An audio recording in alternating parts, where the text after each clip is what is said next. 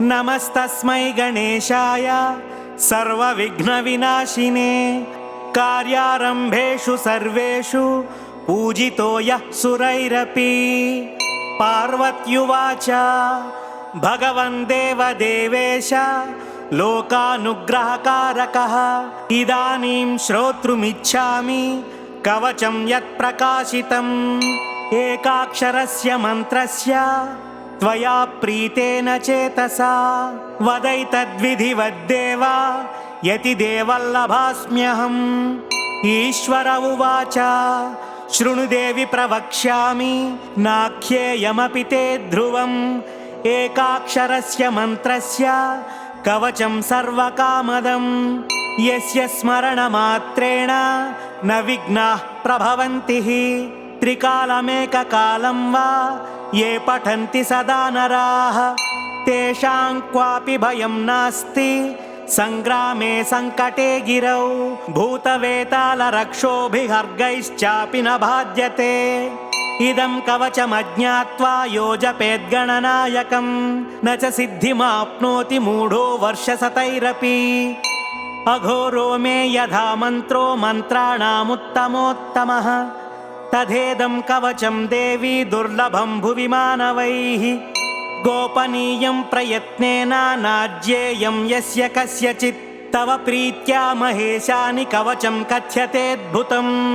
एकाक्षरस्य मन्त्रस्य गणकश्चर्षिरीरितः तिष्ठुप्छन्दन्तु विघ्नेशो देवता परिकीर्तिता गम्बीजं शक्तिरोङ्कारः सर्वकामार्थसिद्धये सर्वविघ्नविनाशाय विनियोगस्तु कीर्तितः। ध्यानं रक्ताम्भोजस्वरूपं लसदरुणसरोजाधिरूढं त्रिनेत्रं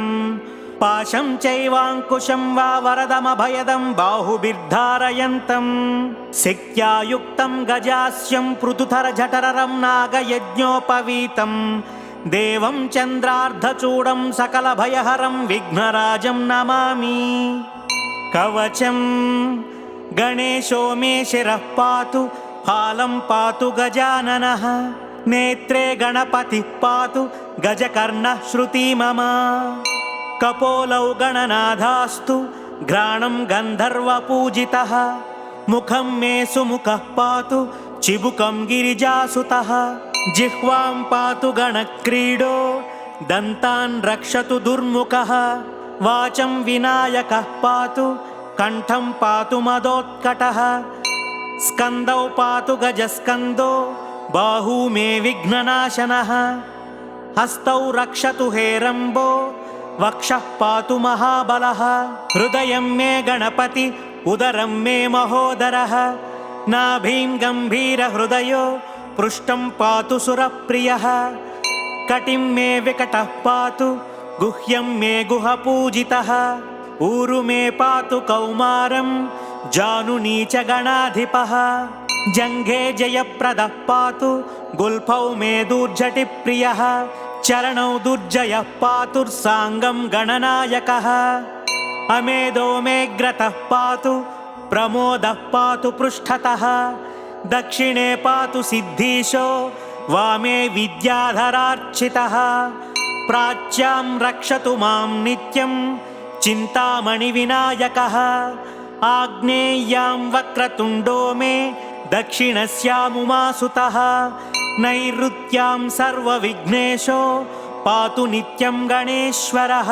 प्रतीच्यां सिद्धिदः पातु वायुव्यां गजकर्णकः कौबेर्यां सर्वसिद्धीशो ईशान्यामीशनन्दनः ऊर्ध्वं विनायकः पातु अधो मूषकवाहनः दिवागो क्षीरधवलः पातु नित्यं गजाननः रात्रौ पातु गणक्रीडो सन्ध्ययोऽसुरवन्दितः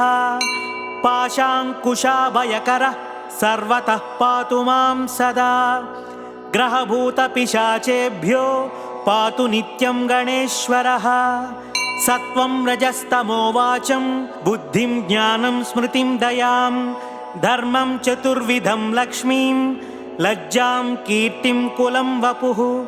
धनधान्यगृहान् दारान् पुत्रान् पौत्रान् सखींस्तथा एकदन्तोऽवतु श्रीमान् सर्वतः शङ्करात्मजः सिद्धिदं कीर्तिदं देवी प्रपठेन्नियतः शुचिः एककालं द्विकालं वा त्रिकालं वापि भक्तितः न तस्य दुर्लभं किञ्चित् त्रिषु लोकेषु विद्यते सर्वपापविनिर्मुक्तो जायते भुवि मानवः यं यं कामयते मर्त्यः सुदुर्लभमनोरथं तं तं प्राप्नोति सकलं षण्मासान्नात्र संशयः मोहनस्तम्भनाकर्षमारणोच्चाटनं वशं स्मरणादेव जायन्ते नात्र कार्या विचारणा सर्वविघ्नहरे देवीं ग्रहपीडानिवारणं सर्वशत्रुक्षयकरं सर्वापत्तिनिवारणं धृत्वेदं कवचं देवी यो जपेन्मन्त्रमुत्तमं न वाच्यते सविघ्नौघैः कदाचिदपि कुत्रचित् भूर्जे लिखित्वा विधिवद्धारयेद्यो नरः शुचिः एकबाहो शिरः कण्ठे पूजयित्वा गणाधिपम् एकाक्षरस्य मन्त्रस्य कवचं देवि दुर्लभं यो धारयेन्महेशानि न विघ्नैरभिभूयते गणेशहृदयं नाम कवचं सर्वसिद्धिदं पठेद्वा पाठयेद्वापि तस्य सिद्धिकरे स्थिता न प्रकाश्यं महेशानि कवचं यत्र कुत्रचित् दातव्यं भक्तियुक्ताय गुरुदेवपराय च इति श्रीरुद्रयामले पार्वती परमेश्वर संवादे एकाक्षर गणपति कवचं सम्पूर्णम्।